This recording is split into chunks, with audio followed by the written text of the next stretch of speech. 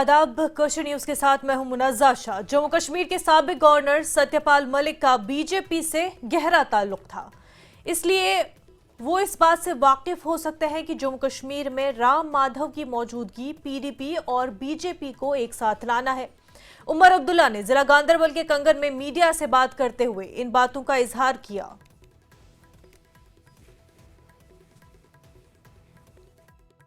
लीडरान जो है उन्होंने ज्वाइन किया है, पीडीपी को ज्वाइन किया और ये कहा कि आइडियोलॉजी मेल खाती है।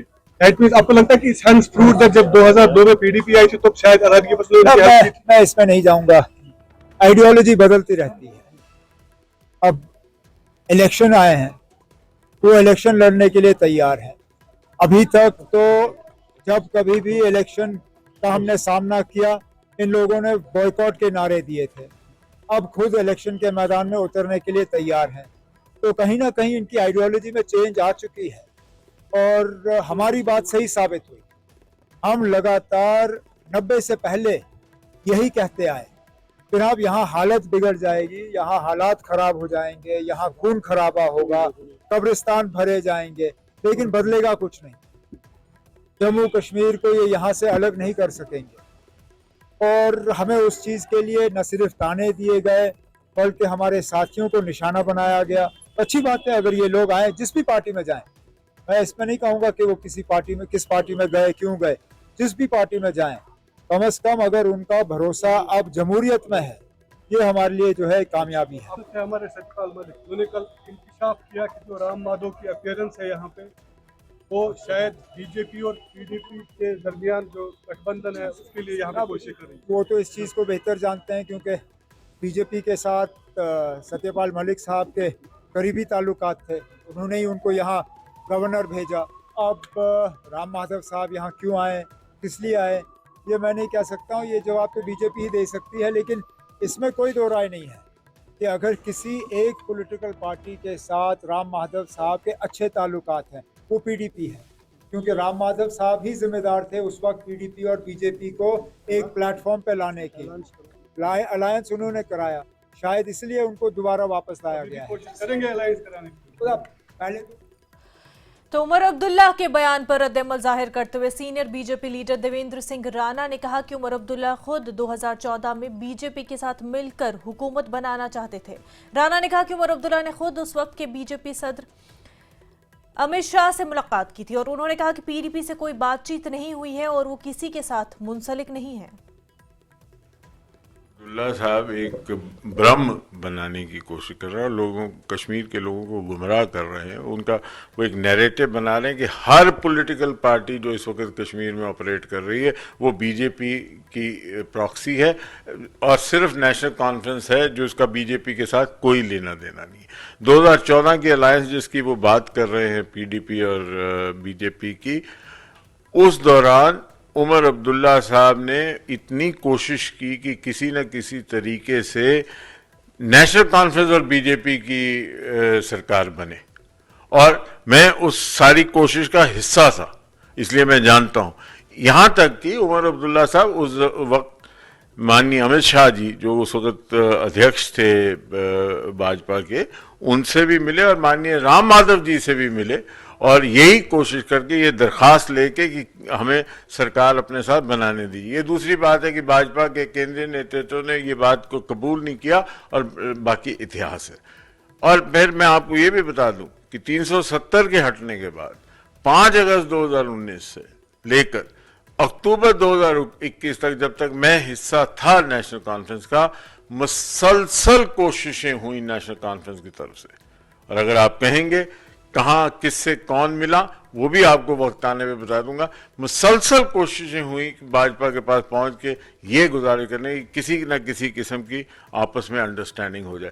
तो ये जो भ्रम बनाने की कोशिश की राम माधव जी को लाया गया है कि पीडीपी के साथ, ये वो अब ये कोशिश कर रहे हैं कि सारे जो हैं वो बीजेपी के साथ मिले हुए हैं, सिर्फ हम नेशनल कॉन्फ्रेंस वालों का बीजेपी के साथ कुछ लेना है। लोग सब समझते हैं और लोग जानते हैं कि सच्चाई। नेशनल कॉन्फ्रेंस पीडीपी हो, नेशनल कॉन्फ्रेंस हो या कोई भी पार्टी हो, उसके साथ बीजेपी का कोई अलायंस नहीं है।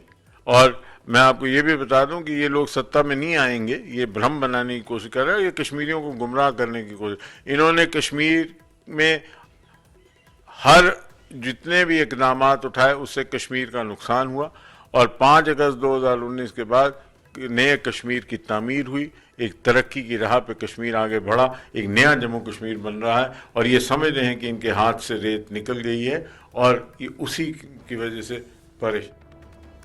तो इस पर मजीद बातचीत करने के लिए हमारे साथ दो खास मेहमान जुड़े हुए हैं। पीडीपी के लीडर सोहेल शर्मा जी हमारे साथ जुड़ चुके हैं, और साथ ही साथ नेशनल कॉन्फ्रेंस की स्पोक्स पर्सन नीलोफर साहिबा भी हमारे साथ जुड़ चुकी हैं। दोनों का खैर मकदम करती हूँ न्यूज़ 18 में। सबसे पहले नीलोफर साहिबा, आपसे जानना चाहूंगी, ये जो दावे किए जा रहे हैं कि राम माधव जो आए हैं, तो ज़रूर इसके पीछे वजह यह है कि एक बार फिर पीडीपी के साथ अलायंस हो। हालांकि क्योंकि एक ट्रैक रिकॉर्ड रहा है, एक हिस्ट्री रही है इसके पीछे, लेकिन इस बार ऐसा कुछ क्लेम करने की वजह क्या है? देखिए, पिछले एक्सपीरियंस को जहां तक खंगालते हैं लोग, तो उस एक्सपीरियंस के बेसिस पर एक जो ब्रिज का काम किया है वो माधव राम जी ने किया हुआ है। तो उसके बाद आपने देखा कि जब उन्होंने ब्रिज का काम करके नॉर्थ और साउथ पोल को मिलाने की कोशिश की, जिसमें पीडीपी और बीजेपी है, उनका इल्हाक हो गया, फिर एक सरकार आई, तो ऐन वक्त पर इस वक्त उनको फिर से बागडोर संभालना, तो कहीं ना कहीं ये इशारा कर रहा है कि मे बी एक फिर से वो गठबंधन जो पहले बना हुआ था उसकी कहीं ये शुरुआत तो नहीं है। उसके साथ साथ मैं एक तो ये लेकिन चीज जो कहूंगी, देवेंद्र राणा ने बयान दिया है, उस पर आपका क्या कहना है? देखिए, जो खदशा बेसिकली हो जाता है, मुझे पहले कंप्लीट करने दे दीजिए। जो खदशा हो जाता है, आपने देखा होगा जब इंडिया ब्लॉक बना, उसका जो मुख्य सदस्य पीडीपी भी रहा है। जिस वक्त नेशनल कॉन्फ्रेंस को इंडिया ब्लॉक ने सीट शेयरिंग में 3 सीटें चूंकि ऑलरेडी नेशनल कॉन्फ्रेंस के साथ थी, उनको कंसेंट दे दिया कि आप इन 3 सीटों पर लड़िए, और जम्मू की सीटें जो है इन पर जो कांग्रेस है वो लड़ेगी। तो वहां पर हमने उनका समर्थन किया और उन्होंने हमें कश्मीर में समर्थन किया। तो पीडीपी भी उस कोलिशन का एक हिस्सा थी, लेकिन अनफॉर्चुनेटली पीडीपी जो है उन्होंने अपना कैंडिडेट उठाकर खैर उनका तो ये कहना है ना कि नेशनल कॉन्फ्रेंस ने कोऑपरेट नहीं किया, कि हरदर्मी तो नेशनल कॉन्फ्रेंस ने दिखाई लोकसभा के चुनाव के लिए, वरना वो तो अभी भी खुद को इंडिया ब्लॉक का ही हिस्सा मानते हैं। आज भी वो कहते हैं कि वो कांग्रेस की जो हिमायत है वो अभी भी सपोर्ट करने को तैयार है। पर ये कि जो आप देवेंद्र राणा ने कहा है, वो कहा है कि नेशनल कॉन्फ्रेंस क्या कहेगी कि किसी और के साथ अलायंस करने की कोशिश में है बीजेपी। नेशनल कॉन्फ्रेंस तो खुद कितनी बार कोशिशें कर चुकी है कि वो बीजेपी के साथ एक अलायंस बना सके। 2014 के बाद तो कई मर्तबा कोशिश की। उन्होंने कहा कि वो खुद पता है, क्योंकि उनको पूरी प्रोसेस अच्छे से मालूम है कि किन से मिला गया था, किन से बातें की गई थी। देखिए, जो पहला अलायंस हो गया पीडीपी और बीजेपी के बीच में, उसमें पीडीपी ने वोट सब लोगों से ले लिए, ये कहकर कि वो कि बीजेपी को हम यहाँ आने नहीं देंगे, तो बीजेपी को हम यहाँ से खत्म करके हम अपनी एक सत्ता सरकार बनाएंगे। तो वो अलायंस जो उन्होंने बीजेपी के साथ किया तब किया जब उन्होंने इलेक्शन जीते, तो पहले उन्होंने वो चीज डिस्क्लोज नहीं की। अगर हमारे दिलों में ऐसी कोई बात होती या हमारे टेबल पर ऐसा कोई प्रपोजल हमारी तरफ से किसी और को होता, तो ये अलायंस जो है ये प्रीपोल अलायंस नहीं बनता। ये प्रीपोल अलायंस इसीलिए बना है क्योंकि ये एक तो अभी की बात वो कह रहे हैं कि उस वक्त 2014 के दौरान जो है कोशिशें की गई थी नेशनल कॉन्फ्रेंस की तरफ से। हालांकि उस पर आएंगे। अब सोहेल शर्मा जी भी हमारे साथ जुड़े हुए। सोहेल जी, इन एलिगेशंस के बारे में क्या कहें? मैं आऊंगी आपके पास नीलोफर साहिबा इसके बाद। सोहेल जी, ये जो एलिगेशंस लगे हैं इसके पीछे की वजह है, राम माधव आर्किटेक्ट माने जाते हैं, क्योंकि बीजेपी ने उनकी बदौलत ही, उनकी वजह से ही आसाम में और जम्मू कश्मीर में अपनी हुकूमत कायम की थी, और अब इतने अरसे बाद वो वापस उनकी एंट्री हुई है। तो इसका मतलब क्या समझा जाए? सत्यपाल मलिक ने भी कुछ ऐसा ही कहा था, क्योंकि पीडीपी जो है कमजोर पड़ गई है, राम माधव जम्मू कश्मीर आ चुके हैं। अरे ये बात जो उमर अब्दुल्ला साहब भी रख रहे हैं, ये उमर अब्दुल्ला साहब का डर खौफ है। उनको पता चल चुका है कि कश्मीर में हमारी सीटें निकलने वाली नहीं है, तो ये वो डर खौफ है और ये एक नया शगुफा फेंका जा रहा है। ऐसी कोई बात नहीं है। हम बिल्कुल साफ तौर पर क्लियर कह चुके हैं कि भारतीय जनता पार्टी ने जो जम्मू कश्मीर को धोखा दिया है उसको मद्देनजर रखते हुए मतलब नहीं बनता है कि आने वाले समय में हम भारतीय जनता पार्टी के साथ जुड़े। जम्मू कश्मीर को जो बीजेपी ने धोखा दिया या पीडीपी को जो धोखा मिला, उससे सबक सीखा गया है? अरे जम्मू कश्मीर की जनता को, जो हमारा कॉमन मिनिमम प्रोग्राम था उसमें क्लियर था कि 370 को ये लोग हाथ नहीं लगाएंगे, लेकिन उसके बावजूद इन लोगों ने धोखा दिया है। वो जब हमारी शुरुआत बीजेपी और पीडीपी के साथ हुई तो हमारा पहला मकसद ये एक था कि 370 को ये लोग हाथ नहीं लगाएंगे, और इस पे ये लोग एग्री हुए थे। लेकिन कहने का मतलब ये है, इन्होंने जम्मू कश्मीर तो की जनता सोहित को जी, धोखा वो दिया है। कॉमन मिनिमम प्रोग्राम पीडीपी के पास लेकर भी तो राम माधव जी भी वही आए थे, और ये भी माना जाता है कि जब 370 बात हटाने की मैं बात वही हुई मैं थी, देखो, राम उस माधव टीम में, आए, उस इनर सर्कल में और उस मीटिंग में राम माधव जी नहीं थे, और उसके बाद उनकी देखो काफी राम माधव साइलेंस जी भी देखी आए, गई। राम माधव यहाँ पे आए, क्या करने आए वो हमें नहीं मालूम, लेकिन हमें इस चीज का जरूर पूरा का पूरा मालूम है कि भारतीय जनता पार्टी ने जम्मू कश्मीर की जनता को धोखा दिया है। किसी हालात में भी हम भारतीय जनता पार्टी के साथ जुड़ेंगे नहीं। हाँ, उमर अब्दुल्ला साहब डर गए हुए हैं, उनको मालूम चल गया हुआ है कश्मीर में हमारी सीटें नहीं निकलेंगी, इसका कि ये नया नया शगुफे फेंकते जा रहे हैं, और इसी का नतीजा ये वक्त बताएगा कि आने वाले समय में कौन किसके साथ जुड़ता है। नीलूफर साहब, आप कुछ कहना चाह रही हैं? देखिए मुनज़्ज़ा साहिबा, इनको पता होना चाहिए, जो पीडीपी के सोहित साहब बैठे हुए हैं यहाँ पर, जो हाल ही में इनके इलेक्शंस हुए उसमें तो जमानत भी जब्त होगी इनके कैंडिडेट की, तो हमें डरने की जरूरत किसकी नहीं है। जमानत जब्त हुई ना है? हम डरते हैं ना हम झुकते हैं, लेकिन एक चीज मैं इनसे कहना पाऊँ, किसकी जब जमानत जब्त हुई है ये तो बता देंगे। जब इन्होंने जब जब ये इन्होंने कुछ सीटें ले ली थी, 25 नंबर सीटें ले ली थी पीडीपी ने, तो अनकंडीशनल सपोर्ट दे दिया था उस वक्त भी नेशनल कॉन्फ्रेंस ने इनको, हमें सत्ता में नहीं आना, हमें कोई मिनिस्ट्री नहीं चाहिए, आप बीजेपी के साथ हाथ नहीं मिलाइए बल्कि आप हुकूमत बनाइए, हम आपको अनकंडीशनल सपोर्ट करेंगे। ये ऑन ट्रैक है, ये रिकॉर्ड है। तो ये कहना कि हम किसी के दरवाजे पर गए थे, अगर हम किसी के दरवाजे पर गए होते तो हमने हुकूमत भी बनाई होती, लेकिन हम किसी के दरवाजे पर नहीं गए, बल्कि हमने इनको कहा कि आपको हम अनकंडीशनल सपोर्ट करेंगे। ठीक उसी बहरहाल तरीके से देवेंद्र राणा का हमारा कहना है alliance कि ये बना, आज कोशिश, का alliance एक जो बना, प्रपोजल तो उसमें कई भी दिए हमने गए थे इनको लेकिन बीजेपी की तरफ से वो मंजूर नहीं हुए। लेकिन चलिए ये बात तो है कि नेशनल कॉन्फ्रेंस ने उस वक्त ये बयान जरूर दिया था कि बीजेपी के साथ पीडीपी हाथ ना मिलाए, हम पीडीपी को सपोर्ट करेंगे। हमारे साथ एक और खास मेहमान बीजेपी के spokesperson doctor Tahir Chaudhary साहब जुड़ चुके हैं। खैर मकदम है आपका। डॉक्टर ताहिर, राम माधव की वापस एंट्री जम्मू कश्मीर में, और ऐसे मौके पर असेंबली इलेक्शन होने जा रहे हैं, बीजेपी में वापस से उनका जो एंट्री हुआ है, इस वक्त जरूरत की क्या वजह कि जम्मू कश्मीर वापस राम माधव को भेजा गया है? देखिए, राम माधव साहब का जम्मू कश्मीर में आना कोई ऐसी वैसी वजह नहीं है। राम माधव साहब जम्मू कश्मीर और संगठन के काम करने वाले व्यक्ति हैं पार्टी के, और भारतीय जनता पार्टी, राम माधव जी हमेशा भारतीय जनता पार्टी के साथ काम करते रहे हैं। नहीं, लेकिन एक गैप जो हमने देखा 5 साल का, वो भी तो रहा था। उसके बाद जो अब लोकसभा चुनाव में कहीं ना कहीं जो उम्मीद की जा रही थी परफॉर्मेंस की बीजेपी की तरफ से, वैसा नहीं हो पाया। उसके बाद आरएसएस की तरफ से भी उसका कुछ क्रिटिसिज्म देखने को मिला था। राम माधव जी ने भी अपना एक ओपिनियन पीस लिखा था, और उसके बाद ही जो है अब ये एंट्री हुई है। क्या ये एक लास्ट होप की तरह, या फिर जिस तरह उन्होंने पिछले इलेक्शंस हैंडल किए थे, जो एक अलायंस फॉर्म किया था, चाहे हम आसाम की बात करें या जम्मू कश्मीर में, उसको मद्देनजर रखते हुए बीजेपी ने एक बार फिर जो है उनका सपोर्ट चाहा है?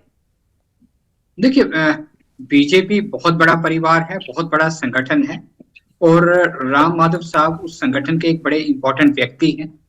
और मुझे लगता है कि पार्टी हाईकमांड ने राम माधव साहब को इस टाइम पे जम्मू कश्मीर में भेजना, ताकि संगठन के बीच में रह के संगठन की एक्टिविटी, संगठन का काम करने का तरीका, कार्यकर्ता को कैसे बूस्ट करना है असेंबली इलेक्शन के लिए, इन सभी चीजों के ऊपर वो काम करेंगे। लेकिन इस टाइम पे नेशनल कॉन्फ्रेंस की तरफ से इस तरह की सोच रखना और इस तरह के बयानात देना, इस तरह क्या उंगली उठाना भारतीय जनता पार्टी पे, ये चीज बताती है कि नेशनल कॉन्फ्रेंस की अगर बात की जाए, कहीं ना कहीं उनके कदम डगमगा रहे हैं। वो समझते हैं कि आने वाला वक्त जो है वो बेहतर नहीं है उनके लिए, क्योंकि जम्मू कश्मीर के अवाम ने जो फैसला लिया होगा, मुझे लगता है बहुत जल्दी उनको समझ आ जाएगा। पर डॉक्टर ताहिर साहब, ये अगर आप कह रहे हैं कि ये जो बयान है बहुत गलत है, तो ये गलत इतना क्यों है कि अगर अलायंस बनाया जाता है, कोalition होता है, तो उसमें इतनी गलत बात क्या है? ये ऐसा तो पहली बार होगा नहीं कि बीजेपी कर रही है, पहले भी तो किया है।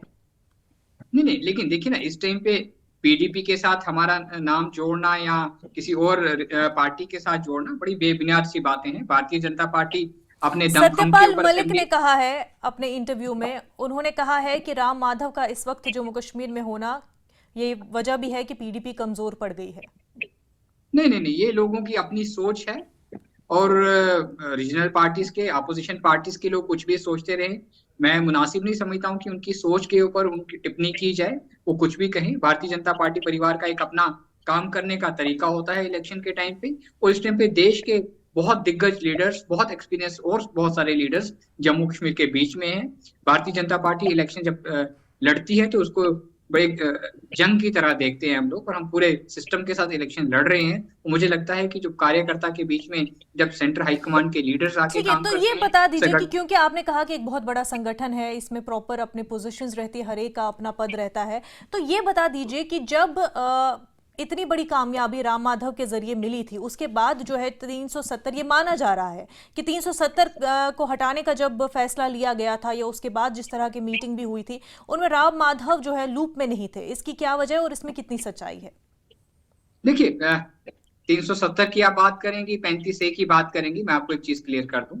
भारतीय जनता पार्टी के एजेंडे के ऊपर ये चीजें थी, और भारतीय जनता पार्टी शुरू से 370 की भी हम बात करते थे। श्यामा प्रसाद मुखर्जी का सपने की बात करते थे, जो उन्होंने सपना देखा था जम्मू कश्मीर के लिए, और ये चीज हमारे मैनिफेस्टो के ऊपर सबसे ऊपर प्रायोरिटी पे रहती थी। और भारतीय जनता पार्टी देश की एक ऐसी पॉलिटिकल पार्टी है, हम जो कहते हैं वो करते हैं, और जब वो राइट टाइम आया हमने उस चीज को किया। आज चलिए, 370 कहीं पे भी नहीं है, ठीक, 35 नीलोफर कहीं पे भी साहिबा, नहीं है। ये बताइए लेकिन कि ये अगर एनसी ये कह रही है कि हो सकता है कि अभी राम माधव की प्रेजेंस जो है कि अलायंस को ढूंढ रहे हो वो, लेकिन पीडीपी को ही क्यों? क्योंकि जो कुछ हुआ 2014 के बाद से, उसके बाद क्यों आपको लगता है कि पीडीपी और बीजेपी के बीच अलायंस हो सकता है, जबकि अब जो सिचुएशन बनी है वो बहुत ही डिफरेंट है जो उस वक्त में सिचुएशन थी। अब तो वो जो है पीडीपी शायद ही चाहे कि इस तरह का एक इक्वेशन उनके लिए फिर से बन सके, जिसकी वजह से उनके जो भी पॉलिटिकल फाउंडेशन है वो मजीद खराब हो सकता है, तो वो क्यों फिर से ऐसा चाहेंगे? देखिए मनोजा शाह, ये नेशनल कॉन्फ्रेंस सोच रही है, उमर अब्दुल्ला साहब सोच रहे हैं, उनकी टीम ताहिर सोच साहब, रही मैं है। आपके पास आऊंगी। सवाल भारतीय नीलोफर साहिबा से जनता है। पार्टी का इन चीजों से, इन सोच से कोई लेना देना ठीक है नहीं। ताहिर साहब, सवाल नीलोफर साहिबा से है। ओके, देखिए मुनव्वर जी, आपको पता होगा कि जो अभी का अलायंस बनाया हुआ है, इंडियन अलायंस, इसमें अभी भी दरवाजे पीडीपी के लिए खुलकर रखे गए थे कि आप आ जाइए अगर आप चाहती हैं, क्योंकि हम समझते हैं कि जो लाइक माइंडेड पार्टीज हैं वो एक जुट होकर एक प्लेटफॉर्म पर खड़े हो जाए, ताकि हम बीजेपी को यहाँ से जम्मू कश्मीर से बाहर रखें। तो उस अलायंस की जो भी मैनिफेस्टो जैसे हमने दे दिया, या कॉमन मिनिमम प्रोग्राम जो बनेगा, उन चीजों को देखकर तो एक ओपन इनविटेशन, जो जनरल इनविटेशन है, वो पीडीपी के लिए भी था। लेकिन बदकिस्मती से पीडीपी ने वो एक्सेप्ट नहीं किया है, क्योंकि उन्होंने अपने कैंडिडेट्स की लिस्ट निकालकर वो सामने हमारे रख दी है। इससे पहले भी मैंने आपसे अभी एक एग्जाम्पल दे दी, जिस वक्त उमर साहब के खिलाफ उन्होंने फयाज मीर को नॉर्थ में उठाया, तो वो अलायंस जो बनी हुई है उसका एक मुद्दा और मकसद एक ही है, पर्पस एक ही है कि वो बीजेपी को जम्मू कश्मीर से बाहर रखे। जो अब उस अलायंस का हिस्सा नहीं है तो वो डायरेक्टली किसको सपोर्ट कर रहा है? वो डायरेक्टली तो नहीं, कॉमन सेंस से बीजेपी को ही सपोर्ट कर रहा है, क्योंकि इससे पहले एक महाज जो बनाया गया उमर साहब के खिलाफ, वो एक महाज इसलिए बनाया गया ABC को लेकर, ताकि वो उमर साहब के खिलाफ लड़े, इकट्ठे लड़े वो लोग। लेकिन उमर साहब भी जो है लोकसभा चुनाव में उनको हार का सामना करना पड़ा। मुझे बोलने दे दीजिए। एक महाज बना दिया गया जिस वक्त किसी ने अपना कैंडिडेट नहीं डाला, बल्कि एक ही पार्टी थी जिसने अपना यहाँ पर कैंडिडेट डाला, पीसी को वो नॉर्थ में सपोर्ट कर रहे थे, उसमें अपनी पार्टी, उसमें दूसरी पार्टियां। उस वक्त भी उस अलायंस को अगर किसी ने वायलेट किया, वो पीडीपी ने ही किया। सोहेल साहब, अलायंस को वायलेट क्यों किया गया? अगर आपको जो है ये मौका दिया जा रहा था कि अलायंस में आप शामिल हो जाए, नेशनल कॉन्फ्रेंस। नीलोफर साहब, आऊंगी आपके पास। सोहेल जी, अगर मौका मिल रहा था पीडीपी के पास कि अलायंस फॉर्म करें, मुझे लगता है कि हमारे एनसी के जो स्पोक्स पर्सन है, जो प्रवक्ता है, उनको कम जानकारी है इस मसले में। मैं इनको जानकारी देना चाहता हूं, जो इतिहास में जो कुछ हुआ है, जिस तरह से उमर साहब ने खुद कह दिया था कि हम पार्लियामेंट में इलेक्शन से अलग से लड़ेंगे, ये उनका था कहना।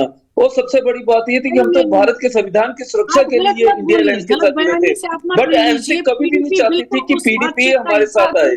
और वो एक घमंड था उनका, वो एक घमंड था, वो उनका एक घमंड टूटा है, वो उनका एक घमंड टूटा है, जो घमंड लेकर वो पार्लियामेंट में चले थे, और वहां की कश्मीर की जनता ने उनका घमंड तोड़ा है। और मुझे पूरी उम्मीद है कि आने वाले समय में भी कश्मीर की जनता उनका घमंड तोड़ेगी। अरे हम तो चाहते थे कि जम्मू कश्मीर में एक ज्वाइंट सिस्टम बने, जिसमें सब इकट्ठे देखिए, चले, करने लेकिन और उमर करने में अब्दुल्ला बहुत साहब एक फर्क है। घमंड में चल रहे जिस हैं। तरीके से अब वो बीजेपी घमंड में आने करने वाले और समय करने में में फर्क है, कश्मीर की ठीक जनता उसी उसका जवाब तरीके से देगी। आपकी ये करने बता और दीजिए करने में सोहेल फर्क है। साहब, एक और जो बयान उमर अब्दुल्ला ने दिया कि एक हुर्रियत के कुछ लीडर जो है शामिल हो रहे हैं पीडीपी में। हालांकि उन्होंने कहा कि खैर मकदम है, सोच बदल रही है, मेन स्ट्रीम जो है मेन स्ट्रीम धारे में आ रहे हैं। लेकिन ये भी जो है माना जा रहा है और कहा जा रहा है कि पिछले जो इलेक्शन जीते थे कहीं ना कहीं वो हुर्रियत का कुछ तो सपोर्ट पीडीपी को मिला था, जिस वजह से जीत दर्ज की थी। और आज जो कुछ हुर्रियत लीडर्स मेन स्ट्रीम में आ भी रहे हैं तो वो पीडीपी ज्वाइन कर रहे हैं। इस पर क्या कहेंगे? देखो, बात ऐसी है, 2002 से जब से हमारी पार्टी बनी है, खासकर एनसी के खिलाफ जो हालात एनसी ने 90 के दशक में रखा, जो बेरोजगारी भ्रष्टाचार बढ़ा था, उसी को देखते हुए ये पीडीपी का गठन हुआ था। उस पीडीपी के गठन में शांति प्रक्रिया तब से शुरू हुई है। उसमें अच्छी बात है, अगर हुर्रियत के लोग आ रहे हैं और अच्छे लोग आ रहे हैं, लोगों के काम करने के लिए आ रहे हैं, और पार्टी को चुना जा रहा है कि जिसमें लोगों के काम किए जाएंगे, लोगों की आवाज को आगे तक पहुंचाया जाएगा, तो इसमें तो अच्छी बात है, इसमें कोई बुरी बात तो है नहीं। तो आने वाला समय पीडीपी के लिए बहुत अच्छा होगा, चलिए इतना ठीक। मैं कह दूं। नीलोफर और साहिबा, एनसी का महबा मुफ्ती ने बयान दिया। उन्होंने कहा कि जो नेशनल कॉन्फ्रेंस का दौर हुकूमत जम्मू कश्मीर में रहा है वो सबसे बदतरीन दौर रहा है। क्या कहेंगी? देखिए, मुझे लगता है महबूबा मुफ्ती साहिबा को ये मैंडेट उनके पास नहीं है, बल्कि ये मैंडेट लोगों के पास है।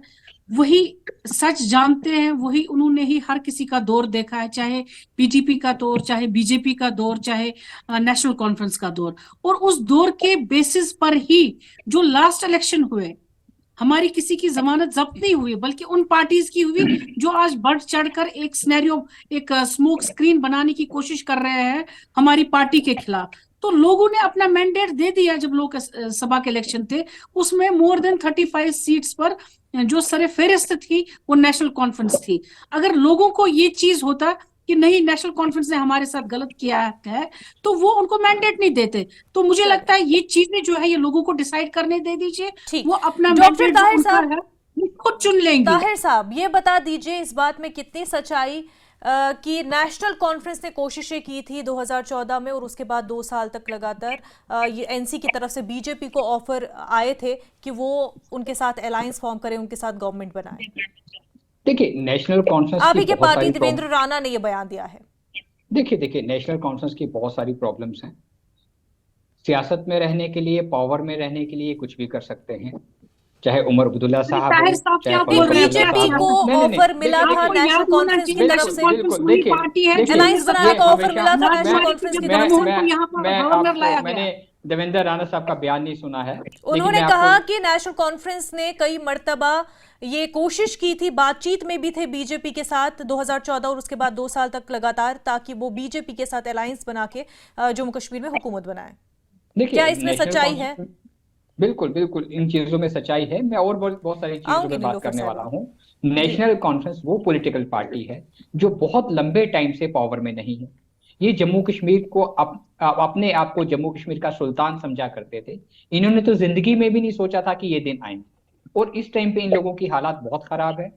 ये कभी पीडीपी के ऊपर उंगली उठाएंगे, कभी बीजेपी के ऊपर पर उठाएंगे, इनके कभी और हालात कैसे जमातों पर खराब है? अभी उठाएंगे। नीलोफर साहिबा ने देखिए, भी कहा कि लोकसभा में तो इनकी परफॉर्मेंस काफी बेहतर थी दीगर कोई पार्टियों से, आपकी भी बिल्कुल पार्टी से। बिल्कुल, देखिए, पहले इन्होंने ये ऐलान किया कि हम पार्लियामेंट के इलेक्शन नहीं लड़ेंगे। उमर साहब ने इन्होंने कहा जब तक 370 नहीं आएगा मैं इलेक्शन नहीं लड़ूंगा, जब तक स्टेट नहीं बनेगी मैं इलेक्शन नहीं लड़ूंगा। बहुत कंफ्यूज रहते हैं वो। फिर इन्होंने असेंबली इलेक्शन के टाइम पे कह दिया अब तो मुझे इलेक्शन लड़नी नहीं है। और फिर इन्होंने साथ में ये भी बयान दिया कि 370 को लाने के लिए हमें 100 ईयर्स लगेंगे। बाबा, आप कश्मीर की आवाम को क्यों गुमराह करते हो? जिस चीज का आप खुद आपको एहसास नहीं है कि कितने साल में आप ला सकते हो, 100 साल की बात करते हो। कांग्रेस के साथ इन्होंने उस अलायंस पर कर लिया। एनसी ने वजाहत की थी कि उनका मतलब था कि 100 साल भी क्यों ना लग जाए, 70 साल तो इनको लगे थे हटाने में, 100 साल भी क्यों ना लग जाए, हम कोशिश जारी रखेंगे। बिल्कुल, देखिए, आवाम को गुमराह करने के लिए कोई भी हथकंडा उमर साहब भी अपना सकते हैं, डॉक्टर फारूक अब्दुल्ला साहब भी अपना सकते हैं। नेशनल कॉन्फ्रेंस ने कश्मीर के अंदर हालात खराब करने के लिए, आवाम को खराब करने के लिए, बच्चों के हाथों में पत्थर देके, पत्थरबाजी करा करा के अपनी सरकारें चलाई हैं। और इस चीज का जवाब कश्मीर का आवाम इनको इस असेंबली इलेक्शन में देगा। इस टाइम पे ये लोग समझ चुके हैं कि आने वाले दिन 10 अक्टूबर के बाद अच्छे नहीं होंगे। जब ईवीएम से रिजल्ट आएगा, नेशनल कॉन्फ्रेंस के हक में रिजल्ट नहीं आएगा। उसी चीज की पुखलाहट सामने आ रही है। आज इनको राम माधव साहब के ऊपर भी टिप्पणी करने की वजह मिलगी, पीडीपी के साथ फिर हमारा नाता जोड़े, घर बैठ के ये रिलेशंस बना रहे हैं। नीलूफर साहिबा, इस पर आपका कमेंट चाहूंगी। देखिए, मुझे लगता है जो ताहिर साहब कह रहे हैं, मुझे नहीं पता ये किन ख्यालों की दुनिया में रह रहे हैं, किन आधार पर ये चीजें कह रहे हैं। ये हमें मालूम होना चाहिए, जब एक पार्टी कोई लीडर छोड़कर चला जाता है या कोई भी इंडिविजुअल चला जाता है, वो कोशिश करता है उसी पार्टी को मेलाइन करना जिसने उसको बनाया हुआ है, जिसने उसको प्लेटफॉर्म दे दिया, जिसने उसको नाम दे दिया, जिसने उसको हर कोई चीज दे दी। वो कोई आधार नहीं है। जब हम अनकंडीशनली किसी को सपोर्ट कर रहे हैं, इसका मतलब ये है कि हम बीजेपी के साथ नहीं जाना चाहते। जब हम इंडियन ब्लॉक का हिस्सा है तो ये अनकंडीशनली ये प्रूव करता है हम किसी बीजेपी के साथ नहीं जाना चाहते। ये बिल्कुल क्लियर है, साफ है। आपकी तरह नहीं कि हम जब तक आपके साथ कोई आदमी खड़ा है तो वो नेशनल है, और जब आपको छोड़ देता है वो एंटी नेशनल हो जाता है। कल तक मुफ्ती सईद साहब जो थे या महबूबा मुफ्ती जो थी, वो आपके लिए नेशनलिस्ट उतने ही थे जितने आप थे। जब आपकी इक्वेशन खत्म होगी वो एंटी नेशनल हो गए। जब आपकी इक्वेशन खत्म हो जाती, आप टैग लगाते हैं। हमें उन कमेंट्स में नहीं जाना। आप हाल ही के जो इलेक्शन हुए हैं उस वक्त आपको कैंडिडेट भी नहीं मिले, ये सब जानते हैं। आपने क्या परफॉर्म किया। ताहिर साहब, ये बता दीजिए कि अब वापस तो राम माधव साहब आ चुके हैं, और क्योंकि उनका रिकॉर्ड भी जम्मू कश्मीर को लेकर के काफी बेहतरीन रहा है बीजेपी के हक में, और अब माना जा रहा है कि क्योंकि ज्योग्राफिकली भी उनको बेनिफिट हो सकता है जो डिलिमिटेशन प्रोसेस हुई है उसके बाद। लेकिन ये जो एक बात रखी जा रही है, क्योंकि ये माना जा रहा है कि इस बार के लोकसभा चुनाव में आरएसएस कहीं ना कहीं पीछे हट गई थी बीजेपी से, तो अब ये वापस ये एक एंट्री और एक वापस सपोर्ट आरएसएस का एक वापस असर्शन हो रहा है, ये उसकी तरफ भी इशारा है, या इसको और किस तरह से देखें? देखिए, आरएसएस कभी भी भारतीय जनता पार्टी से पीछे नहीं हुई, पहले मैं आपको ये क्लियर कर दूं। और आरएसएस का और भारतीय जनता पार्टी का जो एक हमारा संगठन का जो एक रिलेशन है, सदियों पुराना रिलेशन है। देखिए, राम माधव ने ये ओपिनियन तो जरूर लिखा था कि जिसमें उन्होंने कहा था कि इस बार जो मैंडेट मिला है इससे हमें सबक सीखना चाहिए कि पॉलिटिक्स जो है वो ह्यूमिलिटी उसमें होनी चाहिए, सिविलिटी उसमें होनी चाहिए। काफी क्रिटिसिज्म तो हुआ था आरएसएस की तरफ से। देखिए, नहीं, आरएसएस की तरफ से कभी क्रिटिसिज्म नहीं हुआ। आरएसएस ने हमेशा भारतीय जनता पार्टी को मोहन भागवत ने भी जून में बयान दिए थे। देखिए मोहन भागवत साहब ने भी हमेशा, देखिए वो हमारे बड़े हैं हमारे संगठन के, और आरएसएस वो नॉन पॉलिटिकल ऑर्गेनाइजेशन है देश की, जिसने हमेशा भारतीय जनता पार्टी को सही रास्ता दिखाया, सही मुद्दों के ऊपर बात करने का बताया और सबको साथ लेके चलने की बात की। ठीक है, बहरहाल राम माधव की एंट्री जम्मू कश्मीर में, देखिए राम माधव साहब पार्टी के बहुत इंपॉर्टेंट इंसान है, संगठन के बहुत इंपॉर्टेंट व्यक्ति हैं, और जहां जहां पूरे देश में उनकी जरूरत पड़ती है वो जाके काम करते हैं। और इस टाइम पे जम्मू कश्मीर में उनका आना बिल्कुल अभी क्रूशल वक्त है जम्मू कश्मीर के लिहाज से भी, क्योंकि असेंबली चुनाव है और इतने सालों बाद हो रहा है। डॉक्टर ताहिर चौधरी साहब, सोहेल शर्मा जी और नीलूफर मसूद साहिबा, आप तीनों का बेहद शुक्रिया हमारे साथ बात करने के लिए। बुलेटिन में फिलहाल इतना ही। आदाब।